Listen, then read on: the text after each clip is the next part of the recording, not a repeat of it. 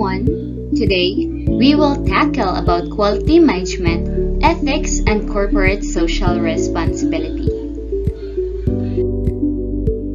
To understand this, let us first have the definition and overview of ethics.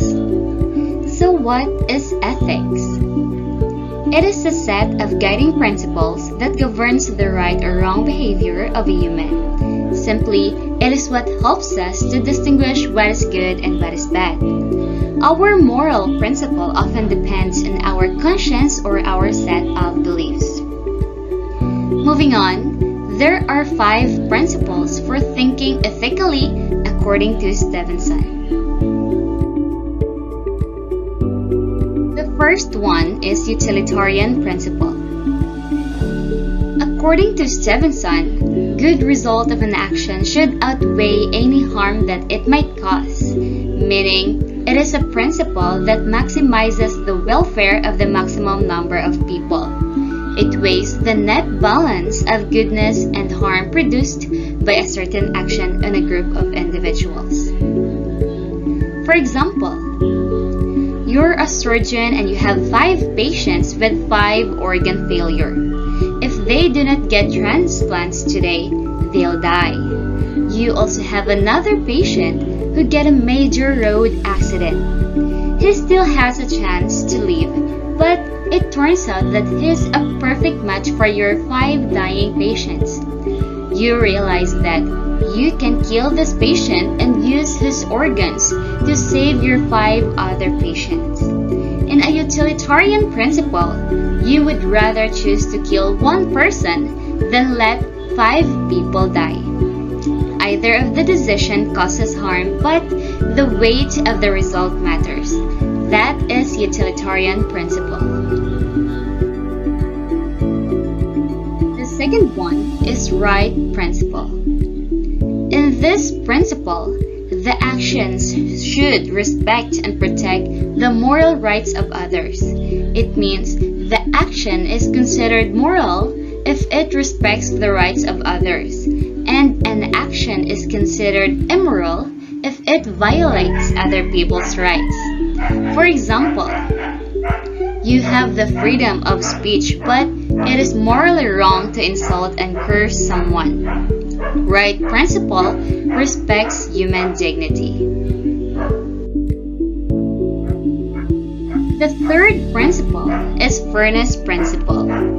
This states that equality should prevail in any given situation, meaning principles and rules should be treated equally.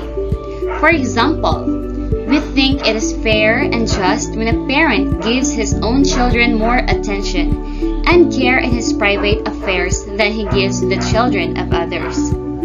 We think it is fair when the person who is first in the line at the theater is given first choice of theater tickets. The fourth one is common good principle. According to Stevenson, this principle states that actions should contribute to the general welfare of the community. To simplify, the result of this principle must be attainable by the community but shareable individually. For example, you've owned a piggery farm but the residents in town are complaining about the strong smell it causes. In the common good principle, you as an owner must clean the farm and provide septic tank to avoid repeatable incident, as the people of the community has the right to breathe clean air. Thus, the result of your action is for the common good. The last principle is virtue principle.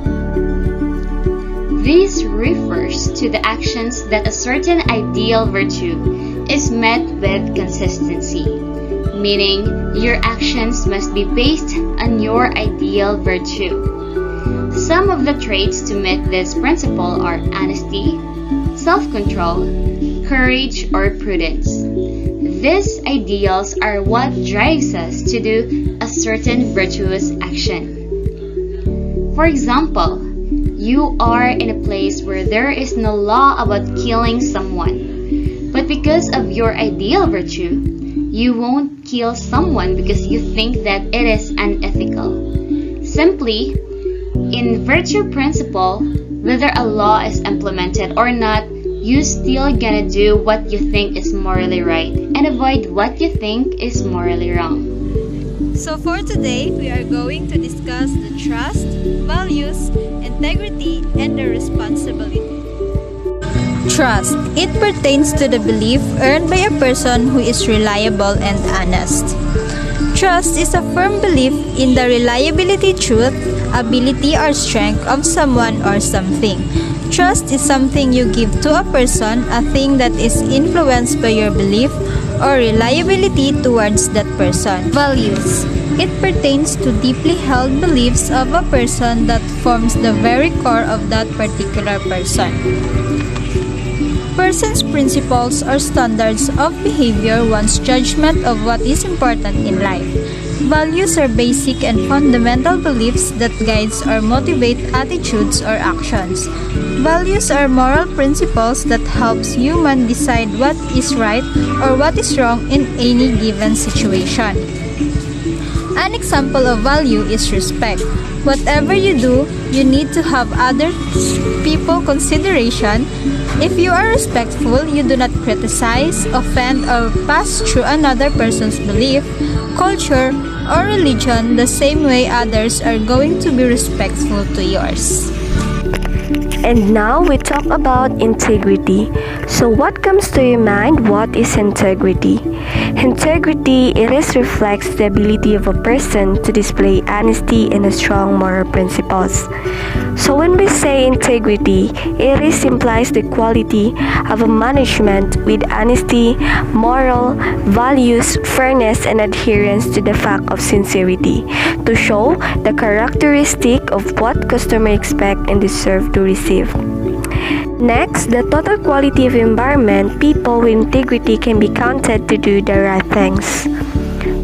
So means we need to do the things correctly to accomplish tasks truly and completely, to finish work on time, and showing consistent and uncompromising adherence to have a strong moral and ethical principles and also the values. And now, we talk about responsibility. So what comes to your mind? What is responsibility? Responsibility, it pertains to accountability of a person to take ownership for his or her action. So means the social responsibility of a quality management in ethics applies individuals and a group capacities. It should be incorporated into daily actions and decisions of a person. Next, accepting responsibility helps build trust, integrity, and all the other elements of ethics that important in a total quality of environment. So in particularly ones that will have an effect on other persons and also the environment. But the responsibility of an individual is to ensure the integrity of society are protected and ensuring the products are designated with adherence to legal and safety standard. Manager's role in ethics. Before that, let's determine first if what is manager. Manager is the person who controls the activities, business dealings, and other aspects of the career of an entertainer. Also, when we say manager, it is a person in charge of the activities, tactics, and training of an employee or crew, and responsible for department and has employees for whom they have leadership responsibility and a role model for every employee. When we say ethics, it is moral principles that govern a person's behavior or the conducting of an activity and defined as a moral philosophy or code of morals practiced by a person or group of people. Now let's talk about manager's role in ethics. Manager plays an essential role in ethics through creating, nurturing, and sustaining an ethical culture and an ethical workforce to every employee. The ethical role of managers is broadened beyond fiduciary responsibility when consideration is given to the multiple stakeholders who constitute the organization being managed and to nature on which human civilization depends for its survival. And lastly, Managers exercise great influence on employee attitudes and behavior in the workplace. Manager or leader must have first, make sure those who report to you have read and understand the code. Second, exercise appropriate supervision and oversight to ensure compliance with the code within your area or responsibility. Third, anticipate, prevent, and detect compliance risk. Fourth, promptly report and address any compliance violations or weaknesses, including taking appropriate disciplinary actions. Fifth, enforce the code and related policies and procedures consistently. Sixth, support your employees who, in good faith, raise issues or concerns. And seven, ensure that none of your employees are retaliated against for making good faith reports. Organization's role in ethics. Before that, let's determine first what is organization in ethics is. Organization is defined as a group who intentionally aims to accomplish a shared common goal or a set of goals. When we talk about organization, first comes to our mind is a group of people who united for a common goal and the same purposes. When we say ethics, it is a set of guiding principles that governs human rights and wrong actions.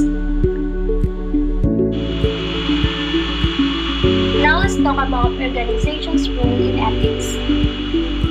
Organization responsibilities is to create an ethical environment in which stakeholders know that they will be supported when making ethical choices. By creating an ethical environment means it is the application of ethical values and morals in all aspects, in terms of everyday behavior, policies, regulations, or processes which is needed to apply to everyone employed, regardless of the position. Creating an ethical organization will also help each member to make an ethical choices. Second, ensure that all people in positions of authority in the organization set an example of living up to the highest ethical standards. Managers are responsible for upholding ethical standards in their own actions and decisions. In addition to following the organization's ethical code, managers and leaders should lead by example because employees look to the actions and behavior of the top leaders as an example of what type of behavior that the company finds acceptable in the workplace. Creating an ethical environment. An organization creates an ethical environment by establishing and enforcing policies and practices that ensure that all employees are treated ethically. Managers must develop an ethics philosophy with specific guidelines that will serve as an ethical standard in the organization. Above all, managers should reinforce ethical standards on their team. The best way for our leaders to create an ethical environment is to act ethically themselves to lead by example. When a leader is acting ethically, they become a role model for other employees. Additionally, it gives them credibility and makes them more approachable. Consistency in how ethics violations are handled is the key to developing a strong ethical environment. Setting an example. An organization that takes the do as I say, not as I do approach to ethics will not succeed. Managers must behave and act in accordance with the ethical standards of the organization in order to earn trust from the employees. It is vital that organizations set ethical standards for their employees by providing an ethical environment and equal treatment that foster trust and commitment. Leaders should set a good example through following set ethical standards regardless of position. Ika nga nila, actions speak louder than words, so manager must behave and act under the ethical standards of the organization so that the members do the same. And now we will go on our next topic, which is the models for making ethical decisions. Ethics are based on core character values like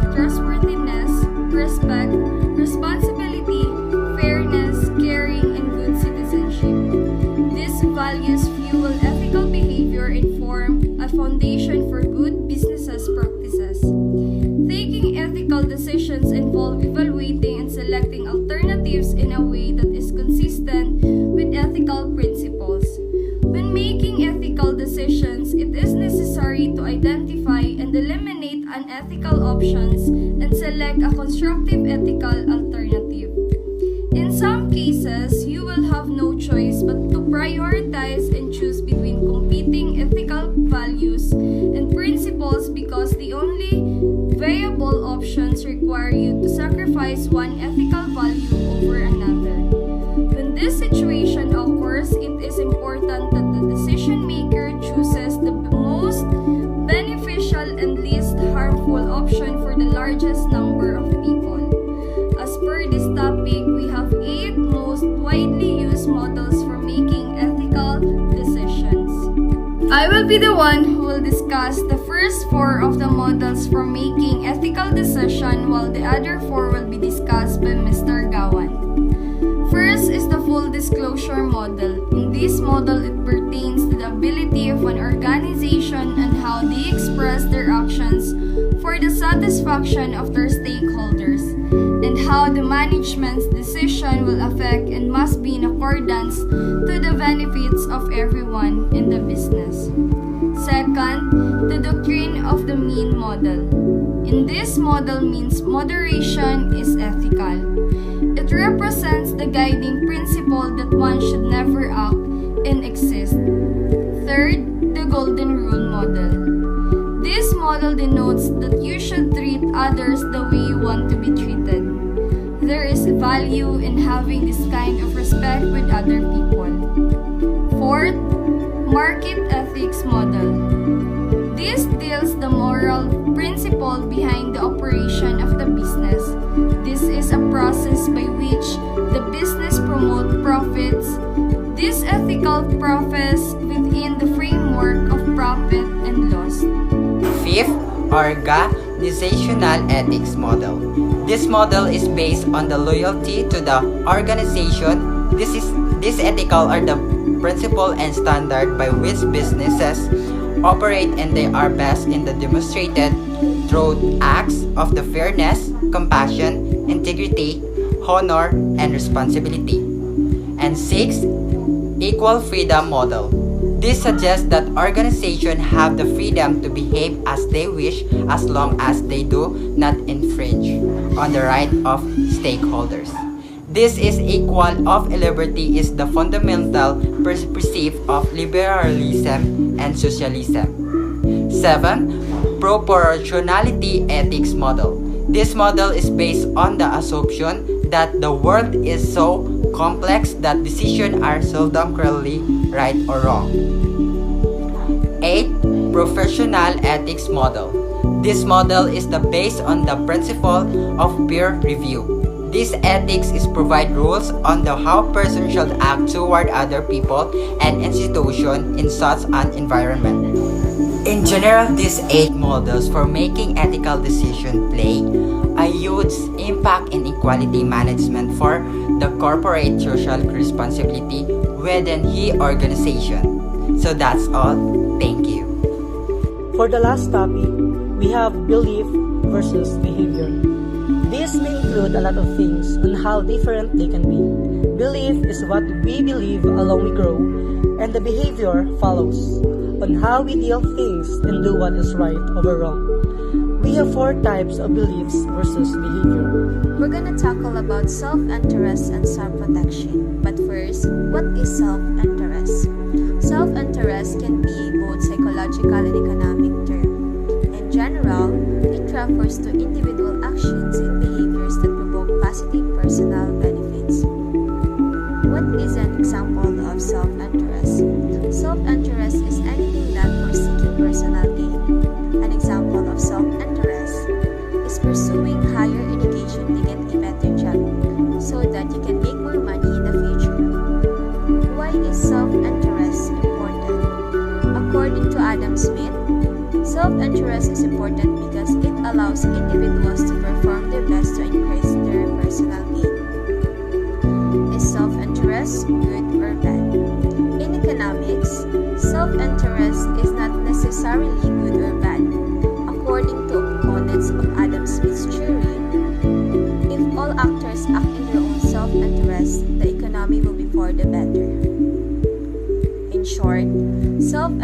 self-interest and rational self-interest are powerful motivators of economic activity.